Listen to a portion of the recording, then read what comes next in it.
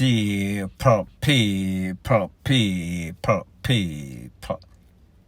Que pasa, sakpa, say what they do. Welcome to Crime Time News, where the difference is in the meds. Call it news with a buzz. 2022 alone, almost 500 people lose them life on the road. Speeding, reckless driving. Fast forward, February 20th. Today, that is 40-something people, almost 45 people lose them life. So therefore, that is an average of less than one per day. Less than 300 and something if we go by the statistics to date. So it seems as if this driver figure say, well, the average too low. I want to add myself and my passengers as part of the statistics. They did not volunteer, however, he took it upon himself. Based on information, it is said that at about 6:30 p.m. on Sunday, this man was on the north-south end of Highway 2000. He was headed from St. Anne, headed to Spanish Town. He was blazing. Everybody went past, jet speed, fly past them, dilly-dally around them, cut across them. He was driving very recklessly. An officer that was also on the road, coincidentally, he saw him here. He was driving and him hear one big collision behind him. When him look behind, him see two vehicles, one a spin, one a fly, lick some sort of embankment, fly down in some sort of ravine. Break up, jump out, go give assistance. When he went and looked down in the ravine, about 5 people or so in a one vehicle. Everybody trapped. Him call the fire brigade. Fire brigade come with the jaws of DEATH. Extract 5 people out of one car. Next vehicle, 2 people, them get injured too. Not as bad as the 5 that was in the car with the reckless driver. Out of those 5 persons, the rest of 4 have to go to the hospital in a very bad condition, like me say. 3 gone, all sorts of road tear out, all sorts of things. The car was a mangled mess. 1 person lose them life. 6 others injured. 4 of them, badly. The next 2 just go get treatment and get released. So people, take a listen, take a look to what the officer that just coincidentally happened to be on the road the same time these 2 vehicles collided. And then I'll give my piece. When I heard a loud sound behind my vehicle, when I looked, I realized that at least 2 vehicles had collided, and one of the vehicles hit the embankment and went over into a deep ravine close by. That's why we were told that the gentleman was speeding all the way from some parts of St. Anne, trying to reach to Spanish Town, and was driving very reckless on the road, as other motorists would have stated when they came to this location.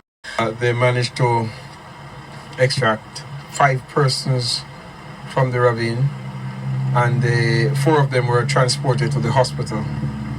One of the persons was pronounced dead on location by a medical doctor who was passing. 2 other persons received injuries and they were taken to the hospital for treatment. Now people, based on what you hear that officer said, talking to witnesses on the scene, people that him fly past like a mad bat out of hell, them say, them not see this man go 100 million miles an hour, man. A dilly and dally about drive everybody as if him have some sort of emergency. What is even worse, out of those 5 people that were in the car, a 9-year-old and a 3-month-old little boy, little baby in the car, everybody and everybody broke up. Everybody COT up. People, he was lucky Well, I would not say lucky because one person lost their life. However, I doubt it very much that it was the driver that actually lost his life. Where was he going? You see the sign on the highway all the time. You heard the statistics. Every minute you see say, this one gone, that one gone. Most of the time it is because of the bad decision making process by these reckless drivers upon the street. And the thing is, most of the time, them are not the one will lose them life. Most of the time, whenever anything goes down, them come out scotch-free. But the thing is, people, bad habits are hard to DIE. People realize that this man a drive like a maniac and nobody says anything. Everybody mute. Nobody now have nothing to say. And even sometimes you can't even talk because some people are just some bully. And sometimes you don't really have an option when you're driving with some sorts of mad minibus man or taxi driver. However, the mindset and the mentality of these people need to change because here it is. 7 people's lives get affected and none of those, and 6 out of the 7 had nothing to do with the decision-making process of this maniac. And like they always said, it is better to be late than never to reach none at all. For one person, they did not make it. For the next 6, they were delayed more than they would have if them just take them time, or if this man just took his time and went about on the road like normal people do. Point blank and period. Now the next thing that is popping in the news is an update as it pertains to that SSL and specifically Usain Bolt.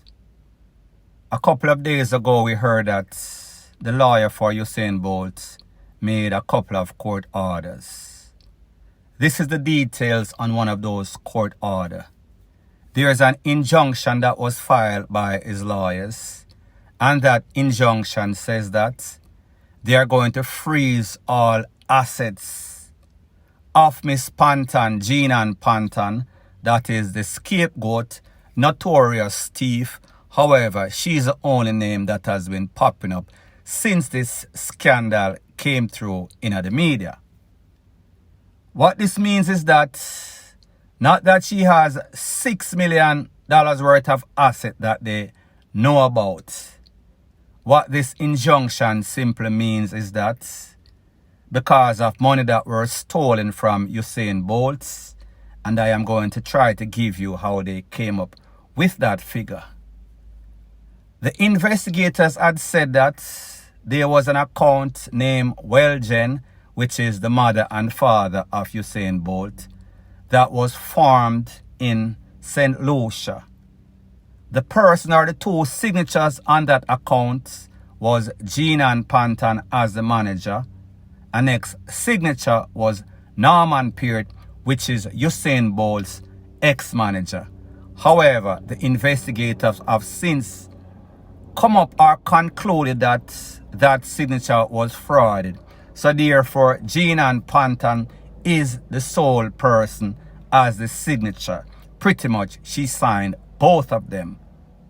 So therefore, based on the fact that when the investigators did their due diligence, they found that $6.2 million US was transferred at one time, and an additional 900,000. So therefore, that is a whopping $7.1 million or so. Don't know how the lawyers came up with the figure. Maybe the next 900,000 was some sort of interest. So therefore, they said that. Or when they went to court and filed this injunction, they said that they want to freeze the equivalence of what Bolt lost from that Wellgen account. So that is how they came up with that figure of $6 million. Not to say that Jean Panton has $6 million worth of asset that they are aware of. Because you and I know that she is not a lone wolf in this. As a matter of fact, she is more of a scapegoat, notorious thief. However, bigger people than her is a part of this. Bigger people know where that money went, where that money disappeared to. Point blank and period. Girl, I be things are going on as a girl. See, it look like I fat fruits man did. They shoot him look well right, so me I tell her. Who shot me I tell her girl? Me say me see when the man run off. Go up so. The next thing that is popping in the news, people, you can't trust mankind. You can't trust the criminals out there. And it seems as if you cannot even trust the po-po. A couple of days ago, I spoke about an incident that occurred in Maypen, where a vendor, a fruit man, every set man, people call him Bigger or Fats, the fruit man, he lost his life. I am getting more details of why he might have lost his life or what was the motive. Based on the information, it is said that you have some group of people, them go around and them try extort whoever they can extort. The business, the wholesale, any and everybody, depends if them feel like you make money. They are going to ask for a certain amount, weekly, monthly, whatever the case is. It is said that when them asked Fruitman for X amount of dollars, he thought that it was excessive. Not to say that he would agree to pay less. What he did, he went to the po station and him filed some sorts of reports. The po, it seems, based on information that I am getting from the street, somebody inside the po station went and told the extortionist that this man filed some sorts of report upon him. That was when these people put out a hit. Fruitman got at least 2 con. He was taking EXTORTING style. Him get hit up in the temple. He lost his life on the spot. Now remember, Fruitman is a hard-working man. Fruitman is not engaged or entangled in any sort of mix-up or any sort of dirty bungle. The only crime he did is that he's a hard-working man. And people, it seems as if success is a big crime. It seems as if red eye. It seems as if these people actually think that they give each and every hard-working person out there something for put on. So therefore, when them comfort or demands it, they expect to get it ASAP pronto. People, this is sad. The worst thing is that this is not an isolated incident. You have a whole lot of people out there doing business that is under siege because the po cannot protect them. And even worse, the po is telling the people that are the criminals who are making report on them. It is a sad state of affair in Jamaica, point blank and period. So anyways, people, thanks once again for checking out my video. If you appreciate videos like this, please show your appreciation by liking, commenting, and sharing to my channel. That is how YouTube promotes videos like these to like-minded, sensible persons like yourself. Bless up.